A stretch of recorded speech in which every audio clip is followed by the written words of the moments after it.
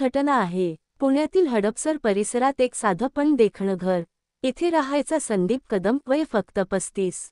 खाजगी बँकेत नोकरी, स्वभावाने थोडासा तापट पण घरासाठी जीव ओवाळून टाकणारा. त्याची आई माया गावाहून अधूनमधून शहरात येऊन मुलाकडे राहायची. बापाचं निधन लवकर झालं होतं, त्यामुळे संदीपनेच कष्ट करून शिक्षण पूर्ण केलं आणि नोकरी मिळवली. लग्न झालं होतं अनिताशी, सुंदर, लाडकी, 29 वर्षांची. दोघांचं लग्न अरेंज आणि प्रेम यामधलं मिश्रणच होतं. सुरुवातीला संसार अतिशय गोड चालला. एकत्र चित्रपट पाहणे, खरेदीला जाणे, छोट्या छोट्या भांडणांतून पुन्हा प्रेम. संध्याकाळी जेवताना दोघं हसत खेळत बोलत. आई माया मनातून खुश होती, माझ्या मुलाचं आयुष्य खरंच सुंदर झालं. वेळ जसजसा गेला तसं चित्र बदलू लागलं. संदीप बँकेच्या कामात गुंतला. रोज 10 ते 12 तास ऑफिस, शिवाय टार्गेट्स.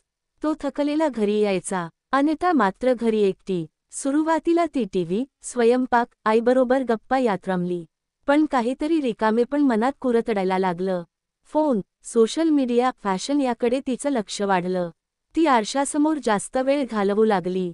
महागडे कपडे, मेकअप याची तिला आवड निर्माण झाली. एका दिवशी अनिताने पतीला म्हटलं, संदीप, मला जिमला जायचं आहे. शरीर फिट ठेवलं पाहिजे. संदीपही म्हणाला, हो जा. चांगलं आहे. मला वेळ मिळत नाही पण तू किमान तंदुरुस्त राहशील. जिममध्येच तिची भेट झाली रोहित सातपुतेशी. 32 वर्षांचा, देखणा, शरीरसंपन्न. सगळ्या महिलांचे तो लाडके प्रशिक्षक. रोहितचा स्वभाव अगदी बोलका, हसतमुख. पहिल्याच दिवशी त्याने अनिताकडे पाहून कौतुकाने म्हटलं, तुम्हाला व्यायामाची फारशी सवय नाही दिसते.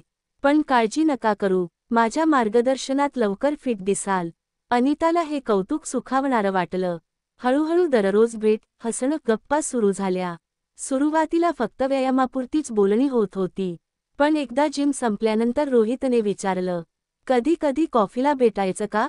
अनिता क्षणभर संकोचली, पण तिला नवं वाटत होतं. ती मान्य झाली. कॉफी शॉपमध्ये पहिली गप्पा. रोहित तिला ऐकून घेत होता. नवरा जास्त वेळ देत नाही, माझं मन गुदमरून जातंय, असं ती बोलली. रोहित लगेच म्हणाला, तुला खरं प्रेम, काळजी मिळायला हवी. तू एवढी सुंदर आहेस. तुझ्या डोळ्यांत खूप काही आहे. हे शब्द तिच्या मनाला भिडले. ती नकळत रोहितच्या जवळ ओढली जाऊ लागली. घरात परतल्यावरही अनिता मोबाईलवर गुंतलेली. रात्री उशिरापर्यंत चॅटिंग, स्मित हास्य. संदीप विचारायचा, काय एवढं मजेशीर? ती लगेच म्हणायची, अगं काही नाही, कॉलेजच्या मैत्रिणीचं ग्रुप आहे. सुरुवातीला संदीप गप्प बसला, पण आई माया लक्ष ठेवून होती. तिला जाणवत होतं की सून बदलली आहे. एकदा संदीप ऑफिसवरून लवकर आला. अनिता खोलीत कुणाशी तरी हसत बोलत होती. तो दारात उभा राहिला. ती घाबरून कॉल कट करते. कोणाशी बोलत होतीस? संदीप विचारतो. अगं काही नाही, काकूशी बोलत होते. पण तिच्या डोळ्यांतील घाबरटपणा त्याला जाणवला. तो शांत राहिला, पण मनात शंकेची ठिणगी पेटली. काही दिवसांनी त्याने अनिताचा मोबाईल उचलून पाहिला. फोटोंमध्ये जिममधले काही सेल्फी, चॅट्स. काल खूप छान वाटलं तुला भेटून. लवकर भेटू, अनिता. ही वाक्य वाचून संदीप हादरला. पण पूर्ण पुरावा नसल्यामुळे तो थेट बोलला नाही. एका रात्री त्याने थेट विचारलं, अनिता, तू काहीतरी लपवतेस. सरळ सांग, कोण आहे तो? ती ओरडली, तुला माझ्यावर विश्वास नाही का? मी तुला कधी धोका देईन? वाद वाढला. आई मध्ये पडली. अनिताने मुद्दाम अश्रू ढाळले आणि स्वतःला बरोबर ठरवलं.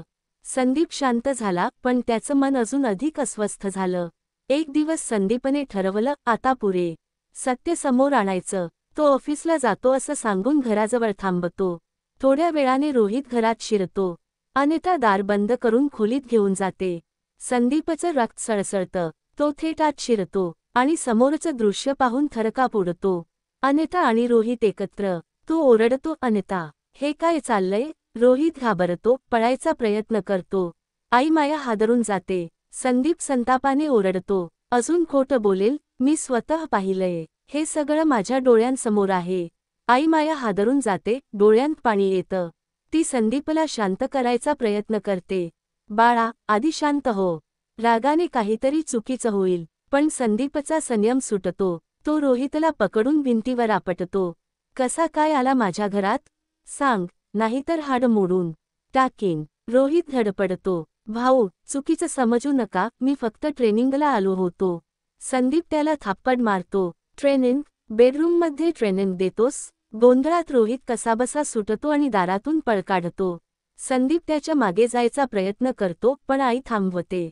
नको रे, तू तुझ्या बायकोशी आधी बोल. रोहित रस्त्यावरून गायब होतो. संदीप थरथरत खुर्चीवर बसतो. अनिता रडगाणं गात म्हणते, संदीप, मला माफ कर, चूक झाली माझ्याकडून, मी एकटी पडले होते. संदीप, चूक? हे चूक आहे? माझ्या डोळ्यांसमोर दुसऱ्या माणसाला आणून बसतेस आणि म्हणतेस चूक? अनिता, मी तुला सांगणार होते, पण तुझ्याशी बोलायची हिंमत झाली नाही. तू सतत कामात व्यस्त असतोस. मी किती दिवस एकटीने सहन केलंय. आई मायामध्येच म्हणते, हे कसली कारणं आहेत? संसारात अडचणी असतातच, म्हणून परपुरुषाशी संबंध ठेवायचे? संदीपच्या डोळ्यात अश्रू आणि रागाचं मिश्रण. तो हतबल होतो. माझा विश्वास तोडलास अनिता, मी तुला देवासारखं मानलं होतं. त्या दिवसानंतर घरातलं वातावरण गोठून गेलं. संदीप तिला नजरेला नजर देत नसे. अनिता आपल्याच खोलीत बंद होऊन बसायची. आई दोघांना समजावायचा प्रयत्न करत होती, पण भिंती उभ्या राहिल्या होत्या. रात्री संदीपची झोप उडायची. त्याला रोहितचे शब्द, अनिताचे हसरे मेसेज, सगळं डोक्यात फिरत राहायचं. तो स्वतःला विचारायचा, मी काय करू? घटस्फोट, पोलिसात तक्रार, की? रोहितने सुरुवातीला दूर राहण्याचा प्रयत्न केला, पण अनिता त्याच्याशी पुन्हा संपर्क साधते. माझा नवरा वेडा झालाय, पण मी तुला सोडू शकत नाही. दोघं पुन्हा गुपचूप भेटू लागतात. हॉटेल्स, कॅफे आणि कधी कधी त्याच्या फ्लॅटवर.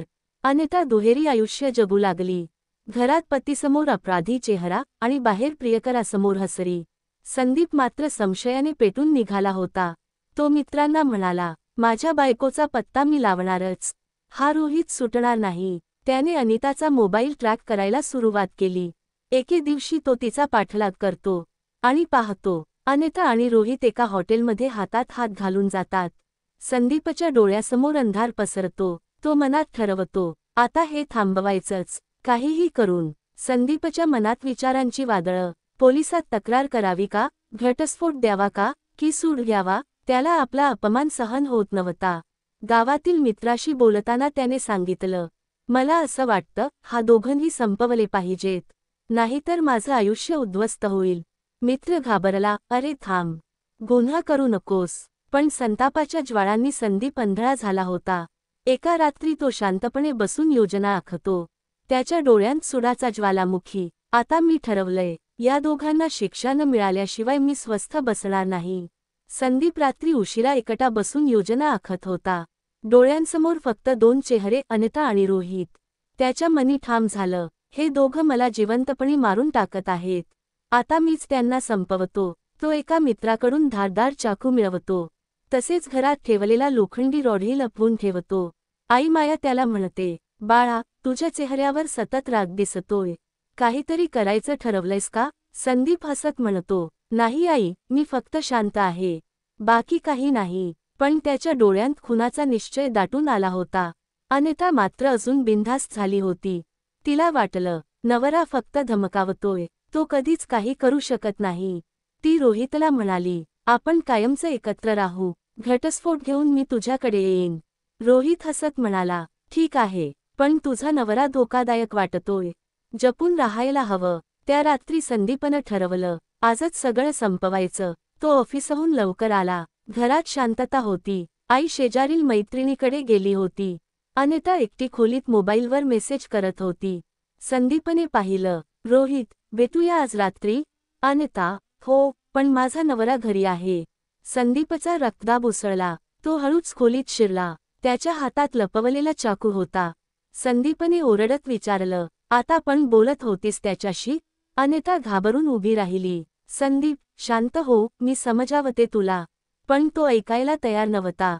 त्याने तिचा मोबाईल जमिनीवर आपटला. माझं आयुष्य उद्ध्वस्त केलंयस तू. अनिता पळून जाण्याचा प्रयत्न करत होती. संदीपने तिचा हात पकडला. दोघांत झटापट झाली. अनिता किंचाळली, वाचवा, वाचवा. पण घरात कोणी नव्हतं. संदीपने अखेर चाकू उगारला आणि एकामागोमाग वार करू लागला. अनिताचे किंचाळणे काही क्षणांत थांबले. तिचं शरीर रक्ताच्या तळ्यात कोसळलं. संदीपचा श्वास जोरजोरात चालू होता. हातात रक्ताने माखलेला चाकू. डोळ्यांसमोर मृत पडलेली पत्नी. तो थरथरत स्वतःशी म्हणाला, हे मी काय केलं? पण लगेच दुसरा विचार, ही शिक्षा होती. तिनं माझा विश्वास तोडला. आता मी तिला कायमचं शांत केलं. तो घाबरून घराची दारं बंद करू लागला. आई माया परत आल्यावर तिने पाहिलं आणि तिच्या पायाखालची जमीन सरकली. संदीप, हे काय केलंस रे? पण शेजाऱ्यांनी किंचाळण्याचे आवाज ऐकले होते. त्यांनी लगेच पोलिसांना फोन केला. काही वेळातच पोलीस निरीक्षक शेखावत तुकडीसह घरात शिरले. समोरचं दृश्य पाहून तेही थबकले. अनिता रक्ताच्या थारोळ्यात आणि जवळ संदीप उभा. शेखावत ओरडले, संदीप कदम, तुम्ही अटक आहात. पत्नीच्या खुनाच्या आरोपाखाली. संदीपच्या हातातून चाकू हिसकावून घेतला गेला. तो थरथरत म्हणत होता, मी गुन्हेगार नाही, पण मला पर्यायच नव्हता. अनिताचा मृतदेह पाहून पोलिसांनी लगेच पंचनामा केला. संदीपला अटक करून पोलीस स्टेशनला नेलं. आई माया थरथरत होती, अश्रूंनी डोळे लाल झाले होते. शेखावतांनी विचारलं, संदीप, सांग खरं, तू तुझ्या पत्नीचा खून का केलास? संदीप डोळे खाली करून म्हणाला, साहेब, मी तिला प्रेम केलं. पण तिनं माझा विश्वास तोडला. मी तिचं रोहित नावाच्या माणसाबरोबर अफेअर पाहिलं. माझ्या सहनशक्तीला सीमा नव्हती. शेखावत गंभीरपणे म्हणाले, रागाने केलं तर गुन्हा मिटत नाही. आता न्यायालयच ठरवेल. पोलिसांनी लगेच रोहितला ताब्यात घेतलं. त्याच्या मोबाईलमध्ये अनितासोबतचे मेसेजेस, फोटो, हॉटेलचे सीसीटीव्ही फुटेज सगळं मिळालं. शेखावत विचारतात, रोहित, तुझा संबंध अनिताशी होता का? रोहित घाबरत, हो, पण माझा तिच्या खुनाशी काही संबंध नाही. मी तर त्या दिवशी घरातून पळून आलो. शेखावत, सत्य लपवायचा प्रयत्न करू नकोस. तुझं अफेअरच या गुन्ह्याचं मूळ कारण आहे. तुला साक्षीदार म्हणून न्यायालयात उभं राहावं लागेल. काही महिन्यांनी खटला सुरू झाला. लोकल मीडियात मोठी चर्चा. पुण्यातील बँक कर्मचाऱ्याने बायकोचा खून केला. न्यायालयात संदीपला कडक पोलीस सुरक्षा देऊन आणलं गेलं. त्याचे डोळे पोकळ झाले होते. सरकारी वकील म्हणाले, माननीय न्यायमूर्ती, आरोपी संदीप कदम याने स्वतःच्या पत्नीचा खून केलाय. साक्षीदार आहेत त्याची स्वतःची आई, शेजारी आणि रोहित. पुरावे आहेत रक्ताने माखलेला चाकू, मोबाईल मेसेजेस, सीसीटीव्ही फुटेज. संदीपचा वकील म्हणाला, माननीय न्यायमूर्ती, आरोपी गुन्हेगार नाही. तो फसवणुकीचा बळी आहे. त्याची पत्नी परपुरुषाशी संबंध ठेवत होती. संतापाच्या भरात त्याच्याकडून हे घडलं. आई माया न्यायालयात उभी राहिली. अश्रूंनी भरलेल्या आवाजात म्हणाली, साहेब, माझा मुलगा गुन्हेगार नाही. त्याने आयुष्यभर कष्ट केले, पण त्याची बायको त्याला सतत फसवत होती. त्या क्षणी तो आपला ताबा हरवून बसला. न्यायमूर्ती शांतपणे ऐकत होते. रोहितला साक्षीसाठी बोलावलं गेलं. तो थरथरत म्हणाला, हो, माझा अनिताबरोबर संबंध होता, पण खुनाशी माझा काहीही संबंध नाही. संदीपनं मला एकदा धमकावलं होतं आणि त्या दिवशी मी घरातून पळून आलो. न्यायालयात कुजबूज पसरली. सगळे पुरावे तपासून न्यायमूर्ती म्हणाले, या खटल्यात दोषी ठरतो तो संदीप कदम. पत्नीचा खून हा गंभीर गुन्हा आहे. वैवाहिक फसवणूक असो वा संताप, हत्या योग्य ठरत नाही.